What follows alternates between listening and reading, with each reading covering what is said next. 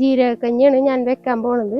അതിന് വേണ്ട ഇൻഗ്രീഡിയൻസ് ആണ്: 1 ഗ്ലാസ് പച്ചരി വെള്ളത്തിലിട്ടിട്ടുണ്ട്, പിന്നെ കുറച്ച് ഉലുവ, ആശാളി, ഉപ്പ്, മഞ്ഞൾപ്പൊടി, 1 മുറി തേങ്ങ, കുറച്ച് ഉള്ളി, നല്ല ജീരകം.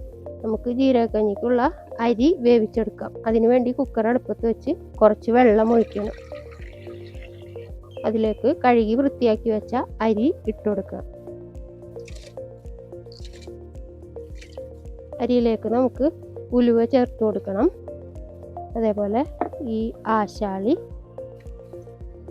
പിന്നെ കുറച്ച് മഞ്ഞൾപ്പൊടി, ആവശ്യത്തിനുള്ള ഉപ്പ്. ഇനി അടച്ചു വെച്ച് 2 വിസിലടിച്ച് വേവിക്കണം. അരി അടുപ്പത്ത് കിടന്ന് വേവട്ടെ. നമുക്ക് കഞ്ഞിക്കുള്ള അരപ്പ് തയ്യാറാക്കാൻ തേങ്ങ അരച്ചിട്ട് വരാം. തേങ്ങയോടൊപ്പം ചെറിയുള്ളി, നല്ല ജീരകം നന്നായി അരച്ചെടുത്തിട്ട് കഞ്ഞിയിലേക്ക് ഒഴിക്കാനാണ്.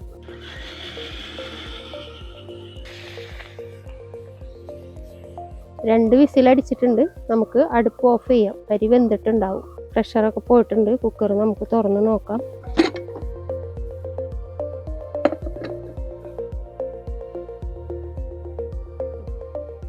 അരച്ചു വെച്ച അരപ്പ് നമുക്കിതിലേക്ക് ചേർക്കാം.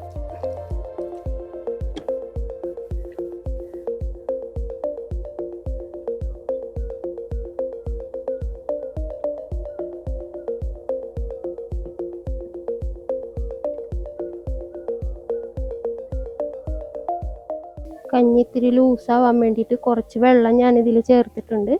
ഒന്ന് ചൂടായിട്ട് നമുക്ക് തീ ഓഫ് ചെയ്ത് ഇറക്കി വെക്കാം.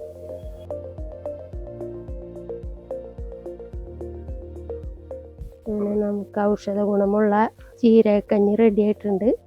എല്ലാവരും ഇതൊന്ന് ട്രൈ ചെയ്ത് നോക്ക്. നമ്മുടെ ശരീരത്തിന് ഏറ്റവും തണുപ്പും പിന്നെ ദഹനമൊക്കെ കിട്ടുന്ന ഒരു കഞ്ഞിയാണ്.